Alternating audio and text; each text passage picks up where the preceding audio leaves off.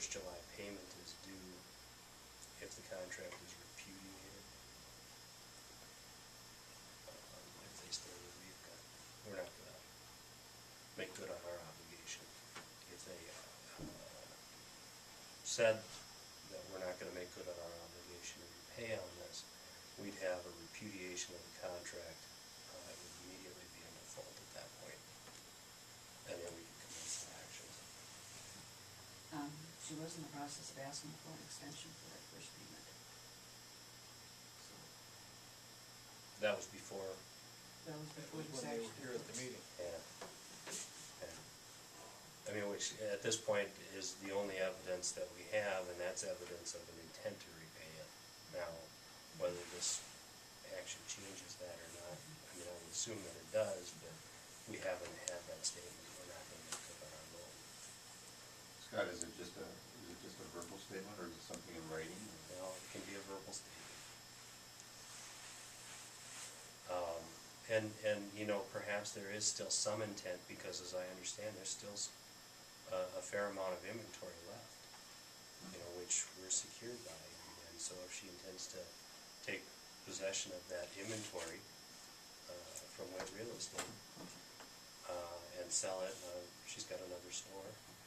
Is that right? She still has another building. Yeah. Another building, and she may attempt to sell that inventory there and make payments on this. You know, no. Has he turned that inventory over to her, or we don't know? I don't think it has been. He's got control of the inventory now. Yeah, that's my understanding. And that's why it would have been nice to talk to Mr. Records and find out. You know, I mean, I've got to tell him at this point that we can't take possession of that inventory. We don't have a right to take possession until we've got a default. So if they come over and say, would you come and pick it up with the dump truck, we shouldn't do that. Right. Yeah. Any other questions? Do we need a motion to go to the council that we recommend that we follow his recommendations? I don't think that there's an action item. An action? Okay, I don't think very it's fine. All right.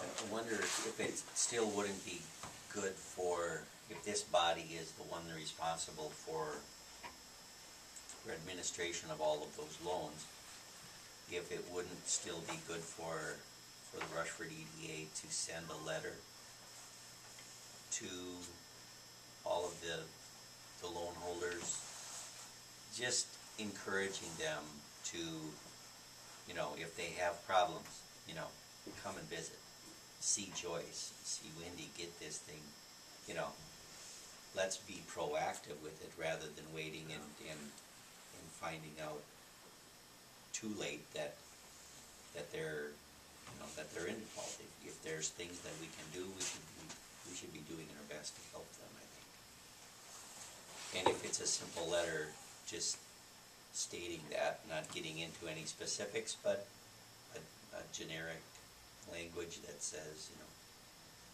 We're here to help. yeah, the loan, because all of the loans, or most of the loans, are going to start repayment this summer.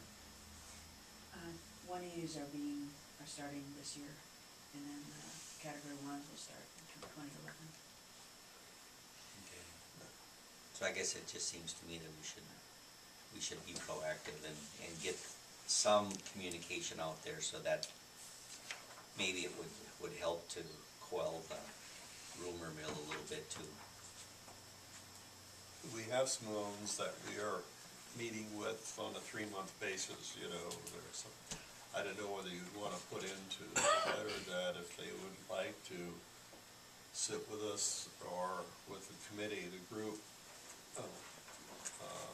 give them that opportunity as we've done others. So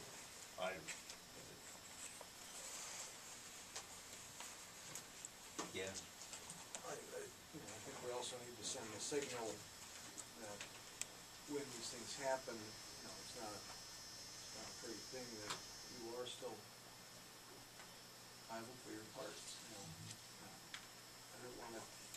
really sorry that this happened with the Bellots. You know, the fact remains they've got to be responsible for their share of the dollars that they asked for.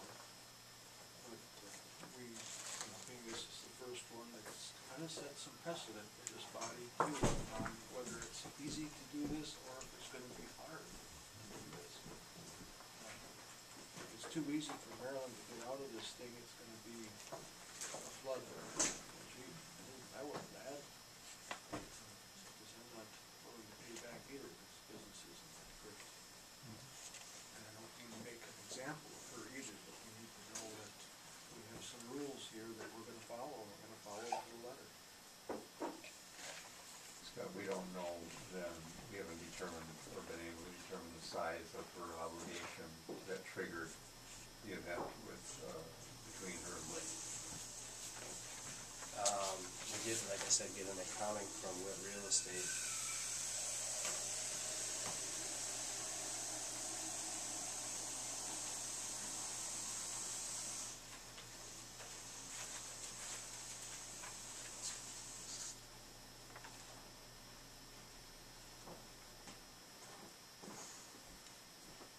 I don't know the amount of her default. I know she did not pay 09 property taxes, which was about $2,564. That she was required, oh, you know what, it's a back payment of $2,292.15. As I understand it, and this is through conversations, we did have a conversation with Dennis Rucker shortly after this happened. It was that was before I had reviewed the Belloc file. But as I understood it, the quitclaim deed was intended to satisfy her interest obligation, so that was a principal obligation, as I understand it. I think Dennis may have gotten that information from Arlene. But even so, we're looking, if I'm looking at the numbers, it's $5,000 to $6,000. Right. And so she traded $5,000 or $6,000 relief today for a $60,000, $62,000 plus obligation hassle in the future. It hardly seems, something doesn't seem to balance here. Who was Marlene's? Rutgers. Well, I think it's safe to say only after the fact. She wasn't advised with legal counsel prior to going and doing these things, which probably makes it more awkward for everyone. And Mr. Witt's attorney is out of Rochester. Yeah, it's Scott Haas had done that. Well, it just seems that we've had a situation develop where we really wouldn't have known unless we just happened to process stuff and see things that look strange. And we've had a party that was one of our borrowers, even if it's $10,000, you don't trade a $10,000 debt for $60,000 of sure debt unless you're positive somebody's going to forgive you the $60,000. And so I think, Brad, your comment about how easy is it going to be to get out of this, I think is at risk here. And we'd better be willing to face that, because you don't do that out of joy. You gotta have some reason to think that there's hope that you're gonna get out of it. That's just my take on it. I mean, calling a spade, that's what it is. Okay. Any other comments or discussion or questions of our attorney here this morning? I have one other thing, and I wasn't sure if it was intended to be under this agenda item. You may want to amend your agenda regarding Farmers Co-op elevator. These are all reports. It's all, okay. Farmers Co-op elevator is apparently contemplating a merger. And I've been asked, well, what effect does that have on their flood recovery loans or their obligations on the flood recovery loans? As I mentioned with the Bellocs, there is no due on sale clause. Essentially, the effect that it could have is to make some portion of their loans unforgivable or non-forgivable.